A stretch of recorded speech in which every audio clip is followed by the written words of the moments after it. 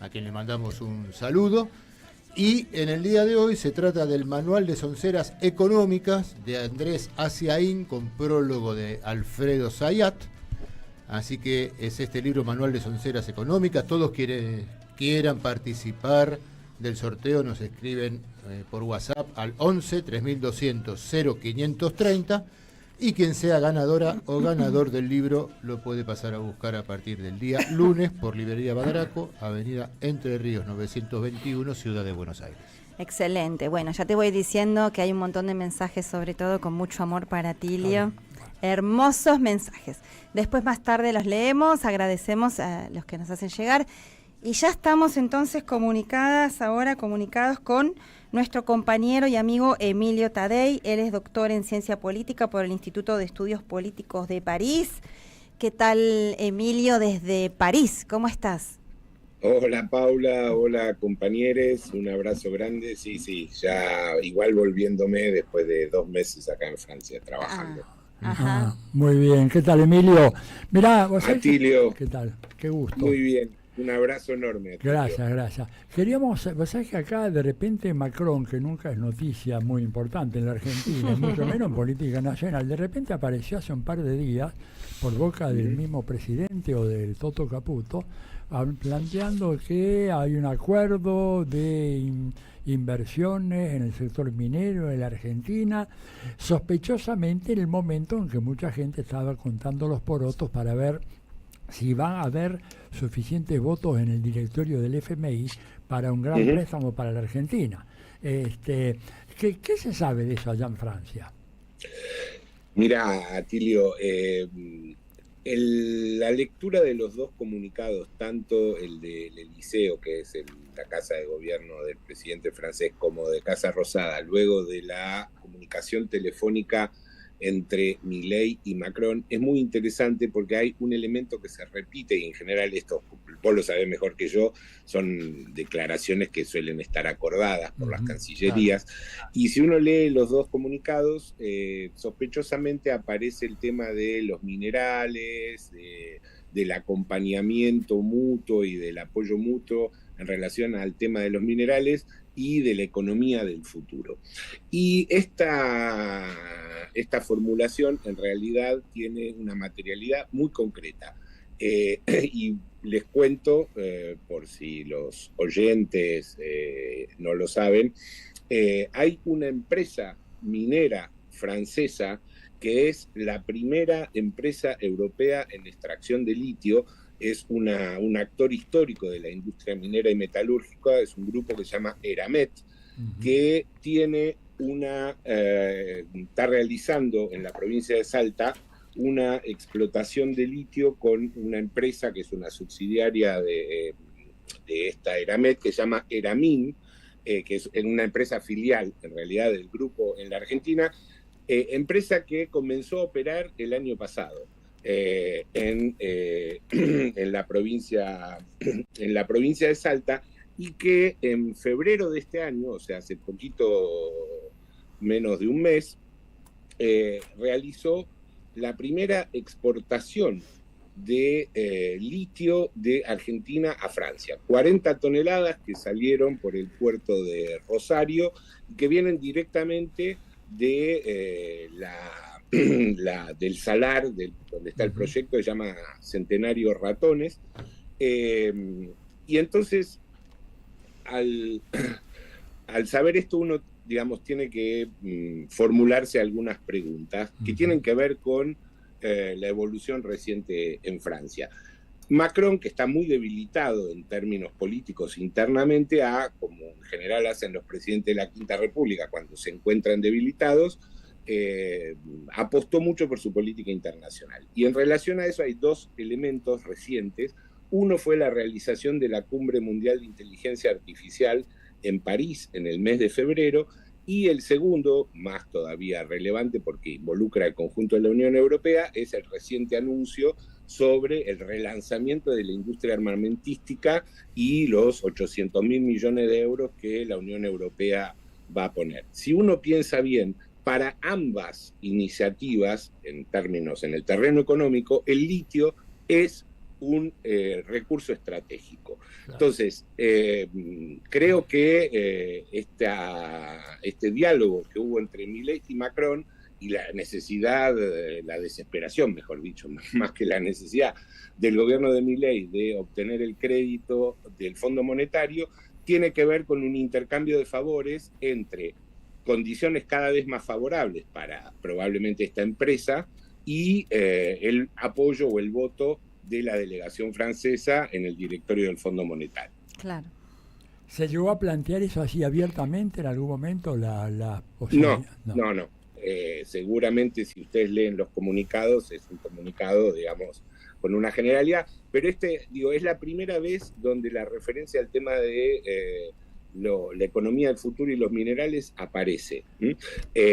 Justo es decir, porque a veces las cosas van tan rápido en la Argentina que uno se olvida, pero Milei y Macron tuvieron 2 encuentros de Estado, uno en París y otro en noviembre en Buenos Aires. O sea que hay un respaldo y una conveniencia mutua, y me parece que tiene que ver, en el caso de Argentina es evidente, creo que habrá que explorar mejor cómo es la evolución de este negocio, y no se trata de cualquier empresa, es el primer productor europeo de litio. Entonces, es una empresa que tiene un peso real en el contexto de la Unión Europea. Quiero aclarar que el grupo Eramet tiene explotaciones de níquel, por ejemplo, en Nueva Caledonia, que es una colonia francesa, sí, en Indonesia, y tiene después desarrollos mineros en Noruega, inclusive en Estados Unidos, en Senegal, donde extraen lo que se llama las arenas mineralizadas con minerales. Después en varios lugares tienen inversiones. O sea, no se trata de cualquier empresa francesa. Es la primera empresa francesa y europea de extracción de litio, perdón. ¿Qué tal? ¿Cómo estás? Telma te saluda, Emilio. Hola, Telma, un gusto. Te escuchaba y pensaba en los 90. ¿Te acordás? También las empresas francesas se supieron acomodar en aquel momento con la privatización del agua, las telefónicas. No solamente actúan en sus colonias en África, sino también en otros países, ¿no? Sí, Argentina ha sido, digamos, un lugar de mucha rentabilidad, como bien vos decís, Telma, para un lugar de rentabilidad para el capital francés. Yo en ese momento vivía en Francia y recuerdo que era estudiante y la tarifa telefónica era en dólares más cara en la Argentina que en Francia. Claro. No, y te quería preguntar también un poco por la situación interna, porque uno lee acá la situación de, por ejemplo, he leído que se ha corrido por Europa la advertencia de que tienen que armar lo que se llama un kit de 72 horas, porque parece que como están preparados para la guerra nuclear o con la guerra contra Rusia, que hay que prepararse un kit de 72 horas, parece que más no podés sobrevivir que 72 horas, pero nada, que esto ya es algo como de sentido común, una guerra en Europa contra nada menos que Rusia, con sentido común. Entonces, como hace 2 meses que está, me imagino que hablaste con mucha gente, quería saber cómo se percibe ese tema allá. Mira, es muy interesante tu pregunta, Telma, porque la percepción callejera, cuando uno sale a la calle o mismo en los ámbitos públicos, yo estoy trabajando en la universidad, nada más alejado a un sentimiento popular de que Francia esté al borde de una guerra. Entonces hay como una especie de disociación cada vez mayor entre el discurso político oficial, y no solo francés, sino europeo, porque no nos olvidemos que Ursula von Leyen salió luego de la reunión del Consejo Europeo a promover este rearme europeo y la transferencia enorme de recursos que va a haber. Entonces, cuando uno siente esta gran disociación, yo personalmente no encontré a nadie que esté asustado ni que haya salido corriendo a pedir el kit de supervivencia. Uno se pregunta a qué se debe esta esta disociación que hay, ¿no? Entre un discurso oficial, están todo el tiempo hablando de esto, y el sentimiento de la gente. Y yo creo que ahí, en esa pregunta se desliza en parte la respuesta o la comprensión de esta iniciativa europea de rearme. Yo lo que creo que esta iniciativa, y hay muchos indicios, tiene que ver con la necesidad de la Unión Europea y del gran capital europeo de encontrar un nicho de relanzamiento de las economías europeas que están, digamos, estancadas o con un nivel de crecimiento muy débil, y siempre, digamos, la industria armamentística, y esto Atilio lo sabe, ha trabajado sobre eso, no se cansa nunca de decirlo, es como el gran refugio del capital en momentos en que es necesario, digamos, un relanzamiento económico. El problema es el siguiente: hasta hace 2 meses, ¿no? La propia Unión Europea decía, promovía las políticas de austeridad y ajuste porque no había plata, y ahora resulta que de golpe hay 800.000 millones de euros. El problema es que hay una parte, el resto, y acá es donde yo creo que la política de rearme es una política de rearme con la mirada puesta en lo que yo ya no dudo en llamar una guerra social interna hacia las clases desposeídas, hacia las clases trabajadoras, porque gran parte de ese presupuesto que va a ser destinado al armamento va a ser sustraído de todos los presupuestos nacionales dedicados a la política social. Entonces yo lo que creo es que hay un panorama que se abre de seguramente alta conflictividad en Europa, y particularmente en Francia, que creo que tiene, digamos, unas reservas, pero acá lo que se viene es una brutal ofensiva acompañada de una digamos, de su correspondencia represiva interna en los países europeos. O sea, poder llevar adelante este ambicioso plan de rearme tiene que ver con la posibilidad de sacar recursos de algún lado.